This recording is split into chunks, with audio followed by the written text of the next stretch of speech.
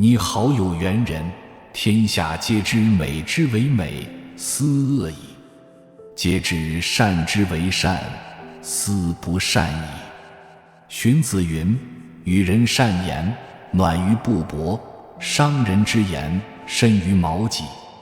说一句赞美的话，让人比穿上布帛还要温暖；讲一句尖酸刻薄的话，就像用长矛利戟刺人一样，会给对方的心理带来很大的伤害。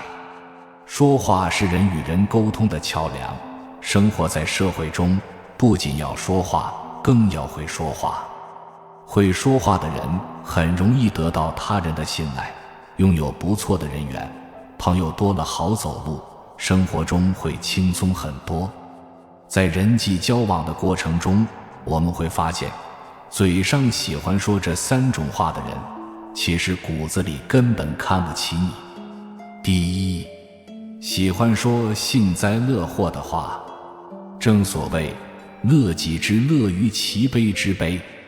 世界上最自私的事，莫过于把自己的快乐建立在别人痛苦之上。心理学家说过，每个人的心里都住着一头猛兽，我们期待自己被尊重、赞美、接受。但是生活并不是这样的，不如意之事十有八九，特别是遇到了比自己厉害强大的人时，内心会产生一种嫉妒、攀比之心出现。遇到机会就喜欢说别人的不是，殊不知自己快乐了，无形之中伤害了别人。比如说，在读书时，一群人在讨论学习的事情，有成绩好的，有成绩差点的。我们最常见的就是，当成绩差的同学因为考试失利而难过时，个别成绩优秀的人总是在强调说，自己啥也没复习，什么都没学习，却总是考试厉害。还有一些人，明知道别人夫妻关系不和睦，家庭不幸福，或者工作不顺心，故意在别人面前显摆自己，或者戳别人的痛点，自己倒是开心了，有乐子可寻，可是把别人的薄弱的地方用刀子捅了个遍，给别人沉重的打击。众所周知，演员张嘉译因为拍戏太拼而患上了强直性脊柱炎，走路有点驼背，脊柱直不起来。在某颁奖礼上，主持人沈梦辰和杨迪为了搞笑而模仿演员张嘉译走路姿势，被网友批评这是不尊重人的表现。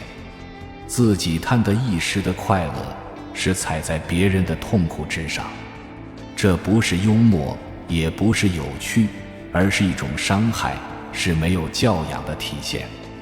如果身边出现了这种人，其实是在戳你的弱点，最基本的道德常识都不知道的人一定是无知的，是绝情的。与这样的人成为朋友，只会损害自己的利益，让自己处于痛苦之中。以真诚之心对待所有人，与有智慧的人相处，凡事有度，尊重别人也是尊重自己，行动自律，心才正直。不管在工作中还是在生活中，若能做到严于律己，宽以待人，不把自己的快乐建立在别人的痛苦之上，那么就能与人和谐共处。说话幸灾乐祸，喜欢把自己快乐建立在别人痛苦之上，如果身边有这样的人，趁早远离。第二，喜欢说敷衍你的话。有句话说，鞋子合不合脚，只有脚知道。同理，朋友合不合适，只有自己知道。人与人的相处是靠真心相待，如果是真朋友，那么你说的每一句话都会得到回应，每一件事都会放在心上。你开心他也就开心，你难过他也就难过。可是如果遇到喜欢敷衍你的人，那一定不是推心置腹的朋友。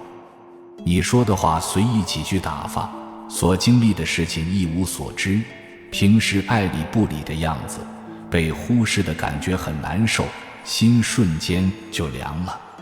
这种关系经常出现在恋人之间，好的爱情是相互奔赴，是两心相许，一旦出现敷衍了事，便会热脸贴冷屁股。这样的感情是经不起风吹雨打的，若即若离的爱情只会让人与人变得陌生，最终分散。既然没有付出自己的真心，那么何必浪费自己的时间在这些人上面呢？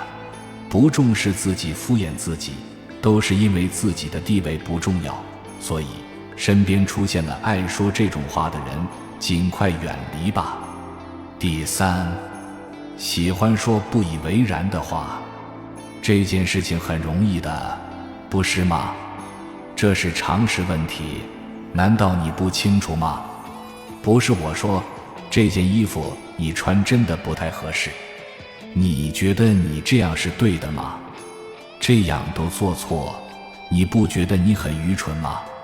生活中，一些人总是喜欢使用反问句或者用否定句来回答你的问题。这种人爱自以为是，从来不顾及对方的感受，总把错误放在别人身上，经常去否定别人。如果身边出现了这种人，时不时贬低自己，把所有的不是扣在自己头上，久而久之，人的精神状态便会抑郁，负能量爆棚，就连自己也会觉得是自己的错了。没有人愿意是最后一名，也没有人愿意自己经常落后。很多时候我们不开心，并不是我们自己犯了什么过错，而是因为围绕着一群错误的朋友。情绪最容易感染人，当人处在这样的氛围，会被环境所影响。所以我们自己千万不要成为这种人。朋友做什么事，不要急着否定，多站在别人的角度思考，多进行鼓励，多赞美，一定会有惊喜出现。近朱者赤，近墨者黑。要是身边出现喜欢用反问句去否定别人的人，切记早远离早幸福。俗话说，舌为利害本，口是祸福门。是福是祸，是利是害，很多时候是由自己所说的话决定的。也就是说，每个人都得为自己的言行负责。人与人之间的交往都是相互的，如果对方骨子里看不起自己，也犯不着用热脸贴人家冷屁股。当一个人活得越来越理智，越来越通透的时候，会发现自己的时间是真的很宝贵，要做的事越来越多，反而不想浪费时间在一些看不起自己的人身上了。成年人的生活不易，每个人都在负重前行，不需要为不值得的事和人去纠结。如果身边出现喜欢说这三种话的人，趁早远离。